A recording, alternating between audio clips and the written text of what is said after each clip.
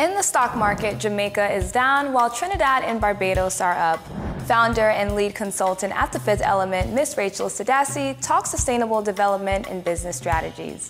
The immensely talented Ms. Tanya Carter dives into the music industry business, and Mr. Roberto Harrison joins us again to give us an insightful discussion following the La Ruta Maya Belize River Challenge. I'm Destiny Wagner, and this is Legacy Markets.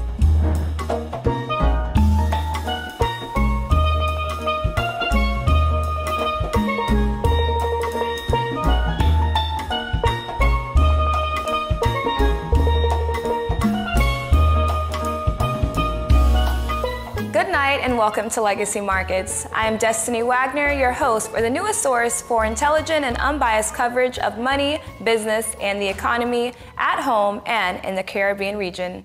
Analyst and co-host Rafia Flowers is here to provide you with the weekly business headlines and the latest news on the Caribbean stock markets. Thanks, Destiny.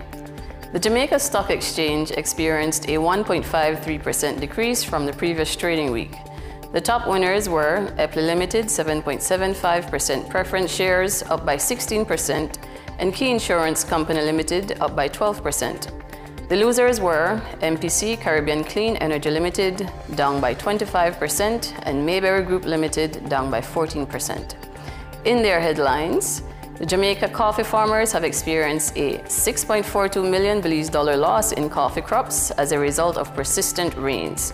It is estimated that 30% of the farmers' beans have been lost due to the berries being too heavy to hang on the tree limbs after constant rains and the unwillingness of farmers to go out in the rain to pick them up. As a result, the crop of luxury branded beans decayed on the ground, which normally fetch $100 Belize per pound. The Trinidad and Tobago Stock Exchange increased by 30 basis points from the previous trading week. The top two winners were Angostura Holdings Limited, up by 2%, and First Caribbean International Bank Limited, up by 14 basis points. The top two losers were Guardian Media Limited, down by 11%, and Ansa McCall Limited, down by 3%. Trinidad and Tobago's Trade Minister, Paula Gopi-Scoon, led a delegation of 21 companies to Ghana on March 12th to the 17th, seeking to explore business opportunities and strengthen bilateral trade relations. With Trinidad and Tobago maintaining a positive trade balance with Ghana and experiencing a 25% increase in trade surplus in 2022, the mission aims to capitalize on the momentum by fostering partnerships and exploring investment prospects in key sectors. In Barbados, Fund Access Chairman David Simpson, he advocates for continued support for small businesses and launched the Keeping It Real program to spotlight entrepreneurial success and challenges. The initiative aims to facilitate a deeper understanding of the realities faced by entrepreneurs, offering practical insights and guidance. Through online content and interactive sessions, the program will promote knowledge sharing and provide meaningful support for business growth in Barbados. And in the Barbados Stock Exchange, it increased by 50 basis points since the previous trading week. No stock advance, but one stock decline, which was Emera Deposit, down by 0.1%. Now looking at the Belize foreign exchange rates, the Belize to Mexican pesos this week, the Mexican peso depreciated against the Belize dollar by 2 centavos, while the Guatemalan quetzal devalued by less than 1 centavos against the Belize dollar. The euro appreciated against the Belize dollar by less than 1 cent. Looking at our domestic bank rates, as of December 2023, lending rates stood at 8.4%, a decline by 2 basis points from a year ago. Term deposits remained at 2%, while regular deposits declined by 4 basis points to 1.2%. On the other hand, mortgage rates increased by 22 basis points to stand at 7.06%. Excess cash as of February 21, 2024 stood at $448 million, a decline of 1.2% from the previous year. Meanwhile, excess liquidity or unused monies fell by 3.2% to stand at $765 million. And that is it for our business headlines. We will have a brief commercial, but when we return, we will be joined by our guest, Ms. Rachel Sadasi, founder and lead consultant at The Fifth Element. Don't go away.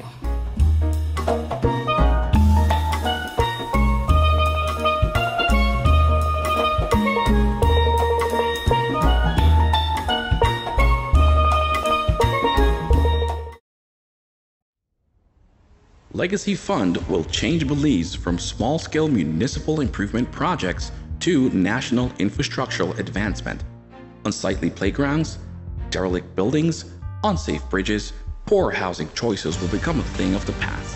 How will this happen, you ask? Well, with the right partners, of course, but not the ones you're thinking of.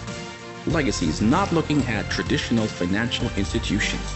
We will build this transformation with you, the everyday hard-working Belizean citizen, the hairdresser, the tour guide, the fruit vendor at the market. Using the market and innovative financial tools, Legacy brings you and Belize the financial solution to grow your wealth for you and your community. Contact us and find out how you can be a part of this exciting new Belize that we build. Call 822-1794 or email clientservices@legacyfundlimited.com. People, capital, innovation. Legacy Fund Limited.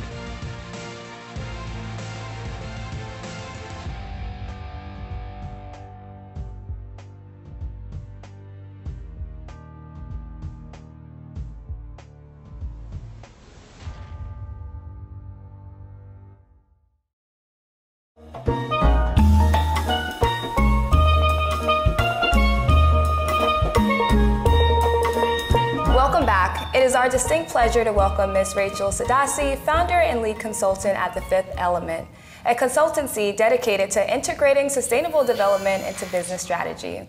Welcome, Ms. Sadasi, and it is an absolute pleasure to have you here on Legacy Markets TV with us. Thank you. It's a pleasure to be here also. So we want to say congratulations because we are aware that recently you were recognized by CARICOM Women in Sustainable Energy Award, which is truly commendable. Can you give us a bit more information about how you felt when you received this award and the background of your background in sustainable energy? Yes.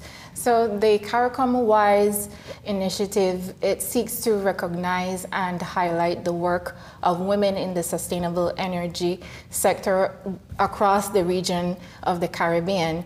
And there were 5 categories, of which I received one of the categories in social impact, community, and advocacy. I was initially exposed to the energy sector through a contract I had with an international consulting company funded by the European Union to support the government of Belize with its energy initiatives, you know, the transitioning into a more sustainable economy. And so that work had been very rewarding because I've ever only worked in areas that I am passionate about. And I've been personally advocating for sustainable living since 2019. I live in an area where it's not connected to the national grid. So I too have to live on a solar system for my daily energy needs. I have a biogas digester that converts my waste material into cooking gas and into fertilizing material. So everything that I promote, that I communicate, is what I personally live and advocate for. And going back to your question of, you know, the journey and how I felt about the award, the exposure that I got with this project, the Light Up Belize project, it's called Based in Belmopan.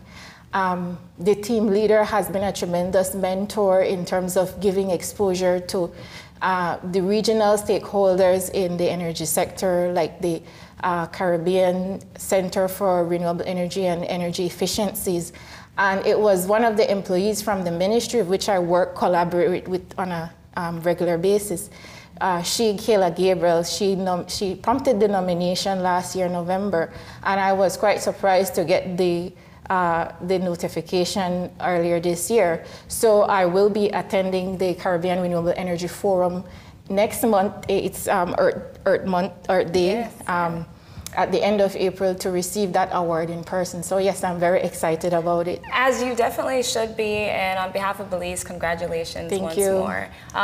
So everyone knows that in April is the time where everyone celebrates Mother Earth. You know, we advocate for climate change, but right now we're still in March, and it is Women's Month in March. So all month we want to acknowledge and celebrate the contributions of women. You are a woman in a male-dominated industry, and I want to know more, and I'm sure our viewers want to know more about what that experience is like, and and women's contribution within. Yeah. Well, I need to make one disclaimer before I answer your question. I'm not a technical expert in sustainable energy. What I do is offer valuable support services to the sector because of my professional experience and my own personal ethos that I have lived. So I offer valuable services, and in that regard, I can answer your question. Yes. Women is increasingly taking up more important roles in the energy sector, especially here in Belize. And I'm talking about the technical roles that are traditionally male-dominated, as you said. Ms. Kay Menzies is one of them, that one of the leaders in the energy sector that often she promotes leadership in her company, it's Fortis Belize, where she's the president. And I'm mentioning her because she was also the first female president for Fortis Belize Limited. And they have a female technician, maintenance and operation for the first time in the company. She often promotes this, and also there are women in Belize Electricity Limited, Sheena Simpson. I don't know if you've heard of her, because we had an award recognition for 5 women in 2022, where I supported that also. So these are the women that had been leading beforehand in the energy landscape here in Belize, and they were recognized in 2022. And so yes, I also know that women are the ones that generally make the energy decisions, not just in the household, but in the businesses. You know, these functions that we call housekeeping, administration, and so on. It's typically women that take these positions in the company. I would say that for women and young girls that are seeking career pathways in sustainable energy, it doesn't have to be the rocket science, technical, the scientific, engineering, mathematics, technological fields. The everyday layman professions like creative arts, like communication, like architecture, law. Those are all needed. And sustainability and climate action is a global agenda, and it's not going anywhere anytime soon. Yes. So you could incorporate sustainability in any of these and still make huge impact in change in our economy. I completely agree. And we mentioned climate change, and now it's really affecting all of the nations, specifically small coastal communities such as Belize. So I do want to talk more about your Light Up Belize project. You mentioned it previously, but can you inform our viewers exactly what the project is, the duration of the project, and what you hope to achieve with it? Absolutely. So the project, as I said, provides capacity building in the energy sector, and 3 of the objectives that we were able, in line with the business communities and so on, is number 1, the energy policy. And that's very important because that's the thing that governs the entire country in how we're going to go about this green economy, circular economy approach to doing things. And so the energy policy that we supported the development for the government of Belize, it focuses on a better energy governance structure, better regulatory systems in place, and agencies that would help to push the national determined contributions, the NDCs, across the energy sector in a more cohesive and consistent way. Because right now everybody is operating in silos. And so it's being unified.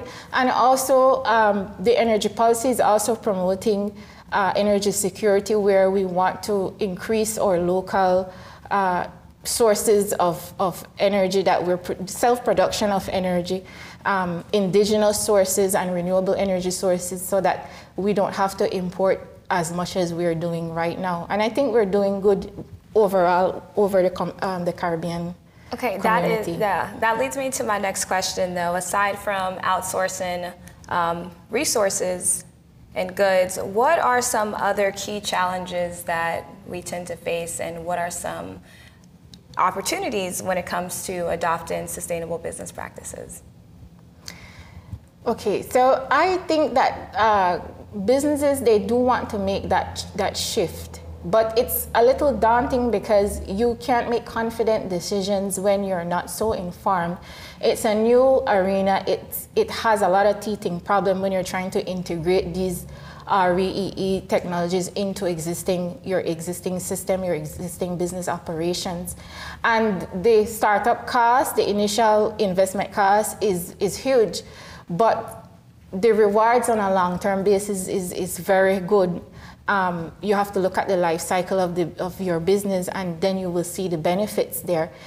The key is being informed, and having information helps you to be more confident about making these decisions.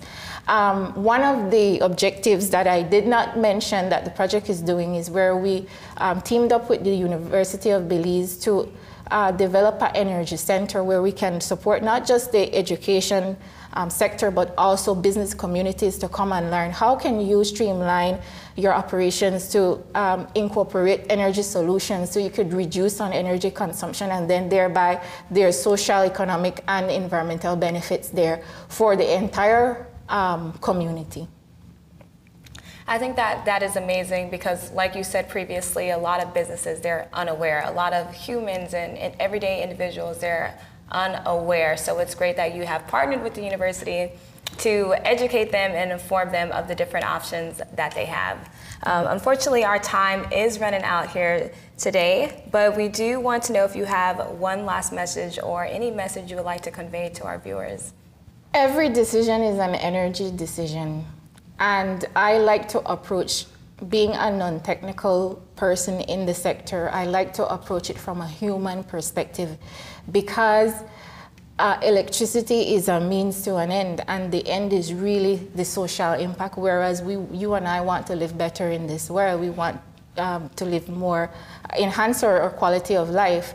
And if you think about it, all the technologies that we enjoy today, the internet, the cell phone, mobile phone, social media, transportation, everything is, it came from not just the physical infrastructural energy or power, it came from the people element, whereas we have ideas, we have talents, we have visions, and we need to create a more conducive environment that harnesses our people. We have talented people here in Belize, and we need to create more a system financially in every way that promotes the transfer of these human ideas to more real and tangible economic outputs. And it was last year at the investment summit that the government held. It's an annual thing now. They were promoting orange economy, and orange economy is all about culture and creativity and human intellect. And so this is where we need to start, because we can focus on the infrastructure, but we also need to focus on people, and the two becomes one and makes a beautiful outcome in the end.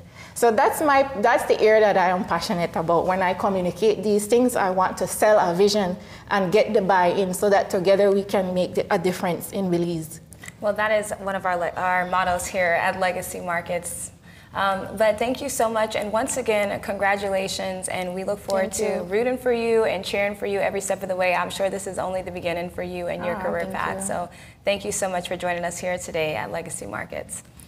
Thank you, Destiny. I want to also say thank you for this platform, because it is shows like this that helps to raise awareness and create this conversation in the business communities, because it's an important conversation. So thank you for the work that you're doing here in this community. Thank you so much, and we look forward to having you back with us sometime in the near future.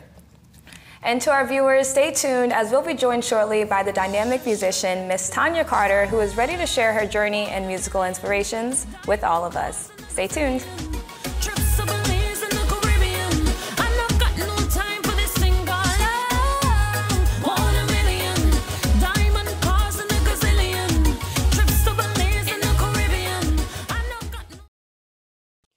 Welcome to City Pulse by your Belize City Council. Join us on an exciting journey through the heart of Belize City, where we showcase the transformative initiatives shaping our resilient community. Our commitment to the people is unwavering.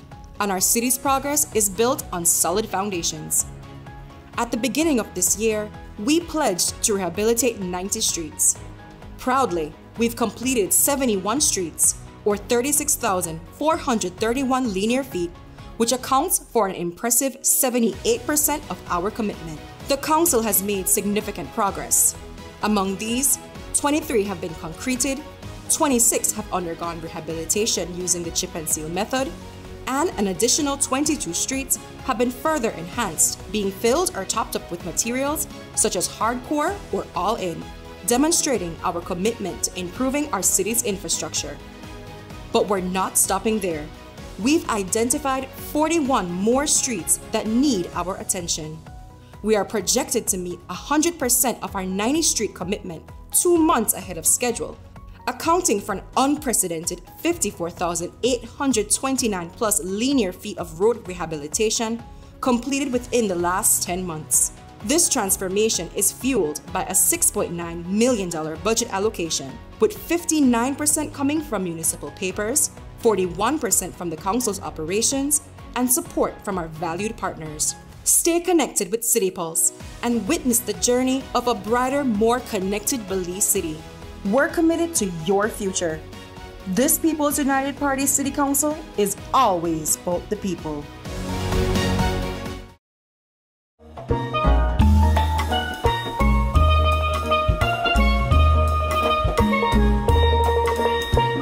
Tanya Carter is a Belizean musician known for her work in the reggae, dancehall, and pop genres. She gained popularity with her musical hits such as Ex-Boyfriend, Mr. DJ Boy, Pretty Face, and many more. Since then, Tanya has captivated audiences both locally and internationally, establishing herself as a prominent figure in the Caribbean music.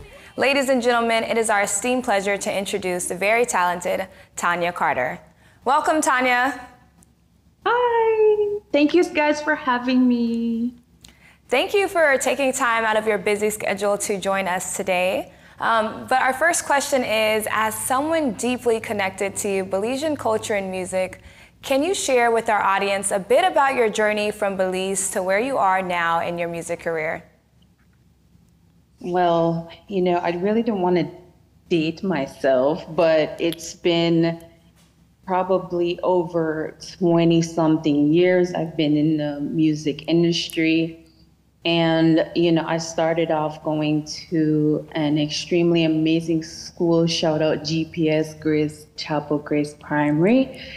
And, being in, a school like that, eventually you're going to end up in either sports or music or, professionally doing something. And the journey itself was very, very delicate, but it was a hard one and not a road that has been traveled on a lot. A lot of people don't wake up and be like, I'm going to be a music artist in Belize, because it's kind of frowned upon. But you can't tell an artist that they're not going to sing, or you can't tell an artist that they can't sing, because we're going to do it anyway. Mm-hmm. So, even although I've toured, I've done the music scene in Belize, I've traveled, I've made, money with being a Belizean artist, especially being a female, is definitely challenging. And you got to deal with all of the above. How skinny you are, did you gain weight, did you do this, did you do that? And then they hold you accountable for these things. So even although there was negative, there was positive. And I would never, ever change this long but beautiful journey. I'd never change it. Well, we are always proud of Belizeans representing us both locally and abroad, and your contributions have definitely helped shape the music industry here, as well as influence some more up-and-coming young artists. But we know now that you are currently based in the United States, so we want to know, how has your cultural background influenced your approach to music, and how are you managing the mix between the Caribbean and American music industries? That is a fantastic question, to be honest. because now that I am living over here, I miss everything: rice and beans, chicken salad. When I was at home, I literally just moved here about 5 years ago. So I am going through the withdrawals. I need fun artists, like, no. However, with being a Belizean artist in America has allowed me to see things from a different perspective. Now I'm incorporate more of my grassroots in my music, and I am so much more wanting to share my culture with people.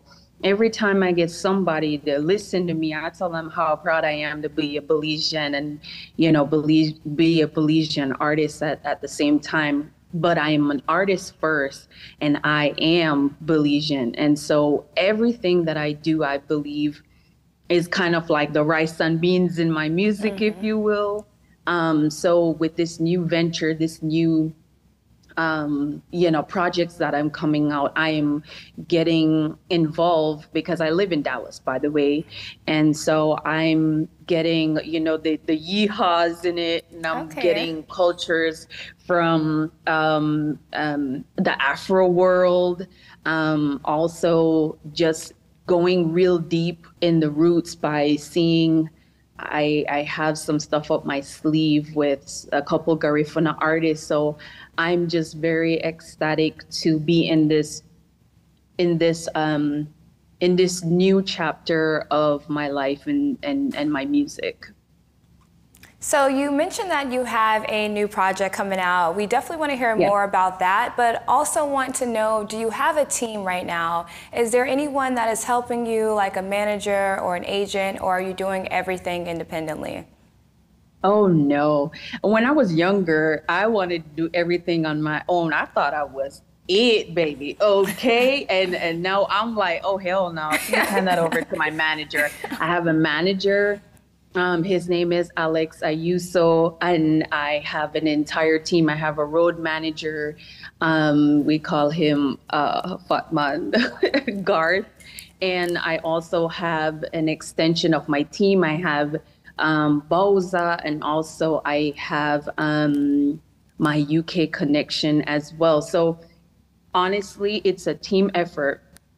And if I could be completely honest with you, it has taken a lot of the growth of me to allow people to take control over things that I wanted to be in control of. I had to lay off the rails for a little bit to allow my team to make the best version of this Tanya. And I'm so grateful, and I'm so proud of my team. And I'm actually getting more people on the team as we speak. I just can't call their names right now.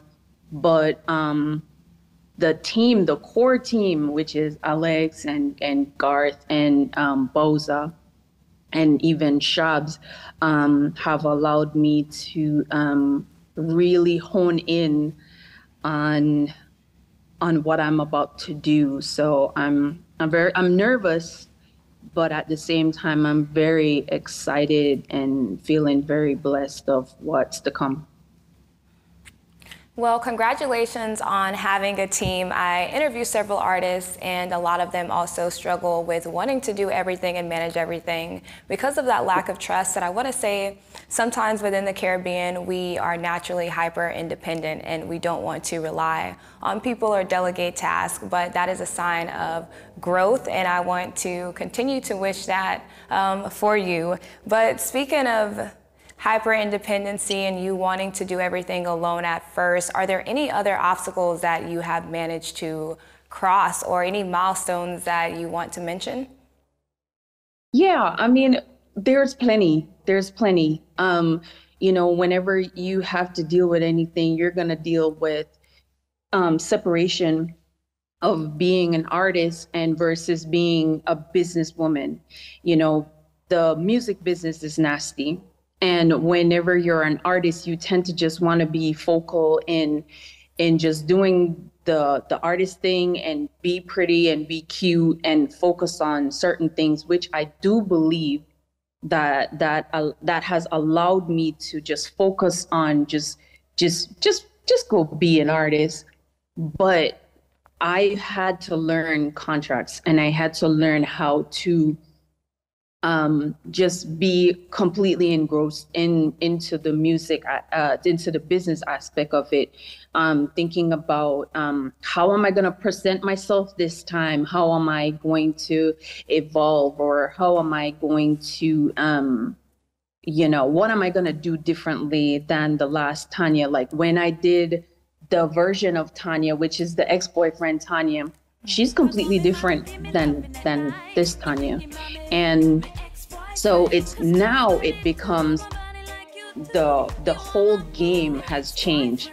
And because it is a business, we tend to just focus on how do we separate the two. We're going to have a meeting about Tanya the artist, and then we're going to have a meeting about Tanya, which would be the business, the brand, the mogul, and whatever it is I want to be able to go into later on, because I am getting older.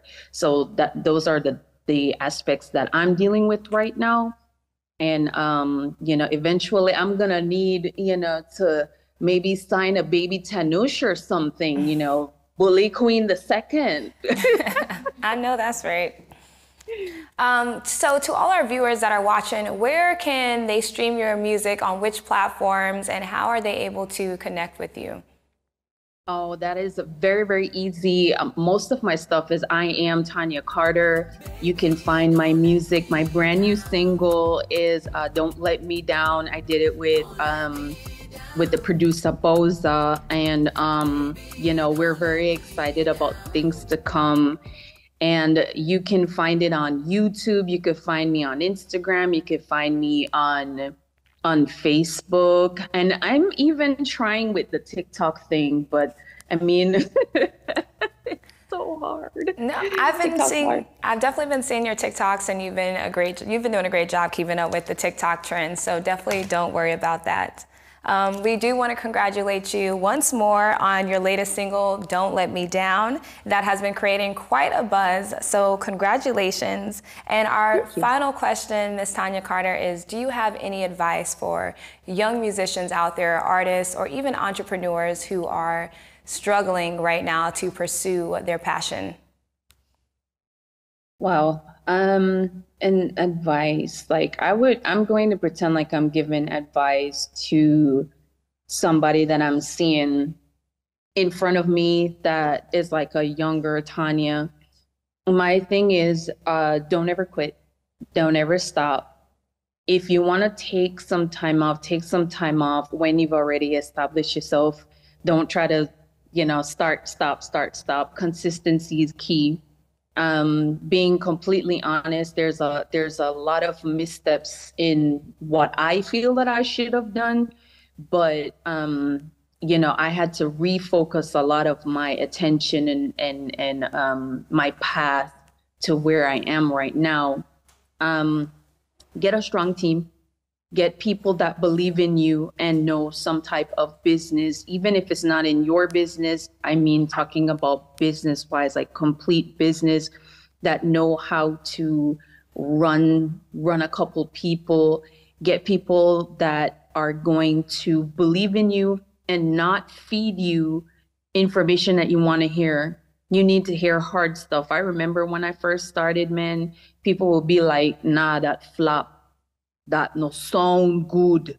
And it used to hurt me because I'm sensitive, I'm an artist, like Erykah Badu says, but I needed to hear that in order to compete over here. First of all, America is no joke. Whenever you're competing over here, your level of greatness that you were back home is a different kind of level that you're competing for out here, because they have plenty people out here. And I'm not saying about great versus good. I'm talking about the level of what you think great is. And when you step into a bigger water hole, so you were in a swimming pool, now you're in the ocean. Now it's bigger, now it's deeper. So get people on your team that's not afraid to tell you no. not afraid to tell you that wasn't great, and not afraid to tell you maybe we need to fix the image, because that's when you know that you are on the right path. And it just take one hit, man. It just take one hit. I'm telling you, one hit, and then it could spiral and snowball into something great. So don't give up. And if you believe in yourself the way how I did, you're going to do wonders. Well, I'm sure your words will resonate with at least one of our viewers that are watching tonight. But thank you so much, Tanya, for sharing your incredible journey with us. We are truly inspired by your dedication to your craft. Unfortunately, we are out of time, but we hope to see you continue to reach new heights in your music career. And on behalf of Legacy Markets and the entire nation of Belize, we want to wish you all the best for your future endeavors. Thank you. Thank you guys for having me. Thank you, Miss Beautiful Destiny. You're very welcome. And when we come back, we have a returning guest, Mr. Roberto Harrison, to give us a recap of the recently held La Ruta Maya Challenge. Don't go away, we'll be right back.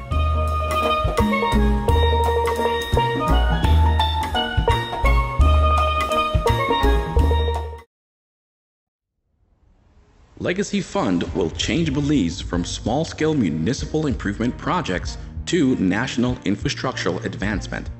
Unsightly playgrounds, derelict buildings, unsafe bridges, poor housing choices will become a thing of the past. How will this happen, you ask? Well, with the right partners, of course, but not the ones you're thinking of. Legacy is not looking at traditional financial institutions. We will build this transformation with you, the everyday hard-working Belizean citizen, the hairdresser, the tour guide, the fruit vendor at the market. Using the market and innovative financial tools, Legacy brings you and Belize the financial solution to grow your wealth for you and your community. Contact us and find out how you can be a part of this exciting new Belize that we build. Call 822-1794 or email clientservices@legacyfundlimited.com.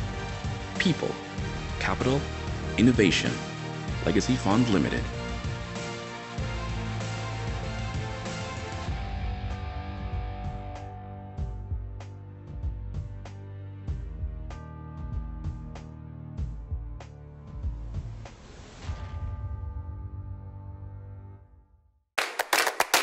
Are you interested in diversifying your investment portfolio while maintaining a low-risk profile? Are you the smart, sophisticated investor that is seeking greater interest return on your investments while investing in your city? If you are, then you should invest in the Belize City Council's municipal securities. The Belize City Council offers both short and long-term securities that are attractive financial market options, which provides the investor with greater social added value satisfaction. You ask why? Because your investment in the securities are reinvested back into the growth and development of your city by way of infrastructural development, streets and drainage construction, parks, playgrounds, bridge rehabilitation, and much, much more. Let's look at the key features of municipal securities. First, they are tax-free. This means more of your money stays with you. You will enjoy greater interest yield without any tax deductions. Second, our interest rates of 4.5% on municipal papers and 8% on municipal bonds easily surpasses current financial institutions' interest rates on savings. Municipal securities are also a great investment in your retirement. The faster your money grows, the faster you reach your retirement fund goals. The municipal paper and the municipal bond are both tradable and transferable investments. This means that investors can get their money back before the maturity date by selling their securities to a third party. Lastly, investing in municipal papers offers investors a steady stream of income. You will receive your full interest earned on a quarterly basis until the maturity of the paper. To learn more about the Belize City Council's municipal securities and how you can invest in your city, call our financial advisor, Alpha Capital LLP, at 822-1794.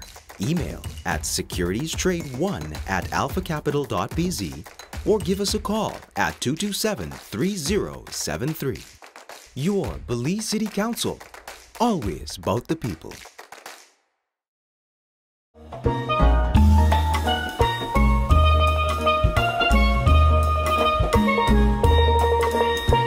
Welcome back. Viewers may remember that we had Mr. Roberto Harrison on the show previously, as he gave some valuable insights into the evolution of the La Ruta Maya Belize River Challenge. Today, we are privileged to have him back with us to offer a post-discussion and reflections of the race. Welcome back, Mr. Harrison, and thank you for being here with us again. Thank you for having me. So, congratulations on another successful La Ruta Maya event. Would you be able to share some highlights from this year's race and any standout moments that you can remember? Well, again, running it for the 27th time, I think everything comes back and reflective of the proper planning that one does on the onset. I think the fact that we are increasing the registration of canoes or teams is a good sign. We have moved from, in the last couple of years, we have moved from 55 now to up now we're like this year, sorry, was 67 teams registered. I think there was more participation this year than other years as well. I think the race was very competitive. As you would realize, the 5 top teams are always neck and neck with at the finish line. So in all, I think it reflects on the good planning that has been done for the past 6 months, and I think allowing the public to be a part of the race itself makes it a very satisfactory feeling. I always liken the race to after 4 days and you finish with all of this, is like it becomes like a week after that for me. I miss it so much that I get nostalgic, and I am they call it Makobe in Creole. Well, we can certainly hear your passion behind the La Ruta Maya race. But I know you mentioned the increase in the registration and the number of teams, but how do you measure the economic impact of the event on the Belizean communities, especially along the route of the race? The economic impact is, in my estimation, and in my estimate, I see the economic impact where you see more people at the riverbank, more businesses selling their food and drinks and whatever they bring to those points. I measure it with the amount of food stalls that are set up. I measure it by the crowds that are gathered at the start of the race and at the end of the race.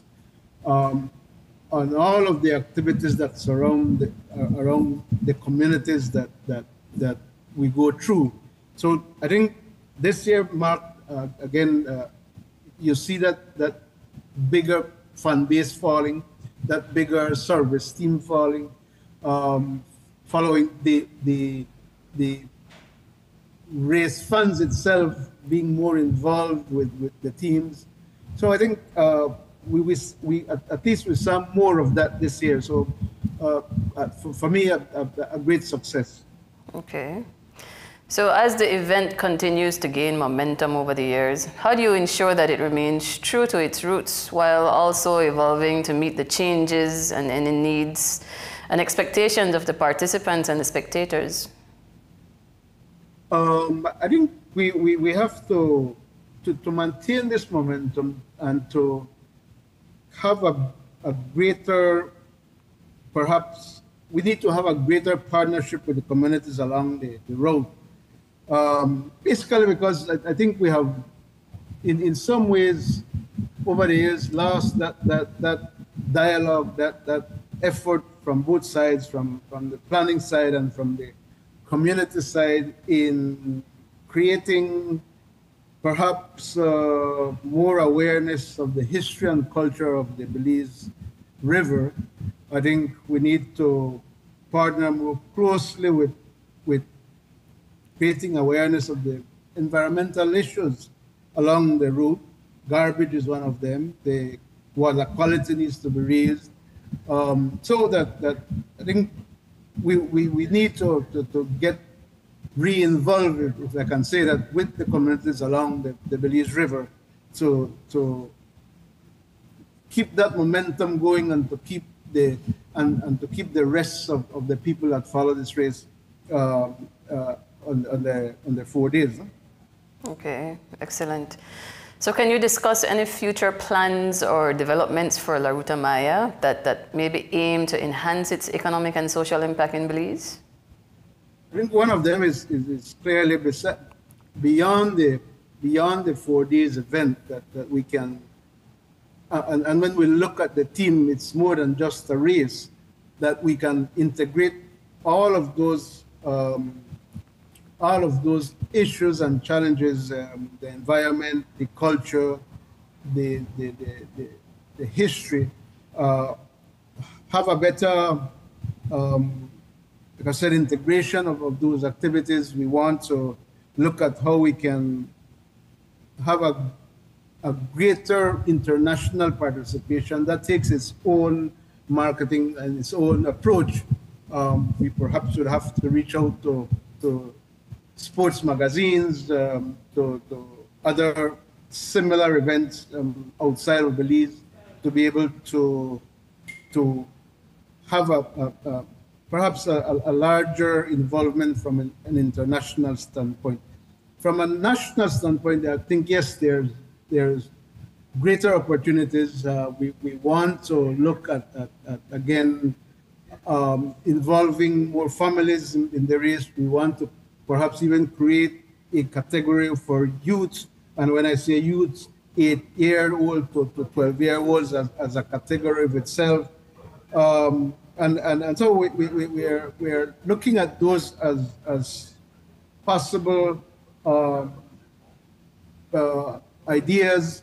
We want to definitely increase the prizes. This year it was above 40,000. I think we want to reach 60,000, 70,000 for that matter, because it's worth the while. It's an investment that both the sponsors, the teams, the funds, the team supports put in. So I think we need to provide that compensation package that not only satisfies the paddlers, but everybody that's involved in the race. Okay, that's quite a lot of interesting things for your participants to look forward to. But just to wrap up now, reflecting on the success of this year's event, what are you most proud of, and what do you hope to achieve with the La Ruta Maya in years to come? I think one of the, and perhaps starting from what we want to achieve, and I've said this earlier, that we want to have a better partnership with the communities along the Belize River. I think there's lots to be told, there's lots to be said about each of those communities along the river, because each one was significant historically in the trade of bananas, in the trade of goods and services from Belize to Benque Viejo, and even from Benque Viejo down to Belize City.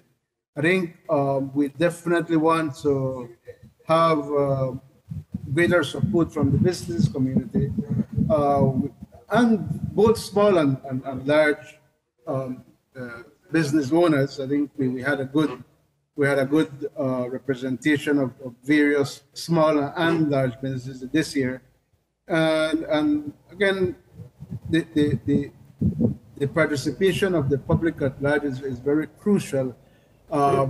You would have to follow this race for the 4 days to realize how much people follow this race, how much people take time off from Thursday to Monday to prepare themselves individually as families and follow this race and enjoy this race. and have a passion for the streets that has made it the success that it's been for the last 27 years. Okay.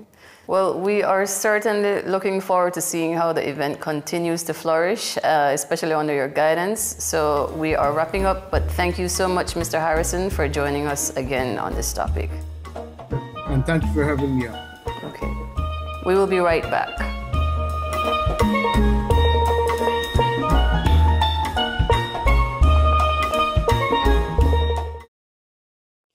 Welcome to City Pulse by your Belize City Council. Join us on an exciting journey through the heart of Belize City, where we showcase the transformative initiatives shaping our resilient community. Our commitment to the people is unwavering, and our city's progress is built on solid foundations. At the beginning of this year, we pledged to rehabilitate 90 streets. Proudly, we've completed 71 streets, or 36,431 linear feet, which accounts for an impressive 78% of our commitment. The Council has made significant progress. Among these, 23 have been concreted, 26 have undergone rehabilitation using the chip and seal method, and an additional 22 streets have been further enhanced, being filled or topped up with materials such as hardcore or all-in, demonstrating our commitment to improving our city's infrastructure. But we're not stopping there. We've identified 41 more streets that need our attention. We are projected to meet 100% of our 90 street commitment 2 months ahead of schedule, accounting for an unprecedented 54,829 plus linear feet of road rehabilitation completed within the last 10 months. This transformation is fueled by a $6.9 million budget allocation, with 59% coming from municipal papers, 41% from the Council's operations, and support from our valued partners. Stay connected with City Pulse and witness the journey of a brighter, more connected Belize City. We're committed to your future. This People's United Party City Council is always about the people.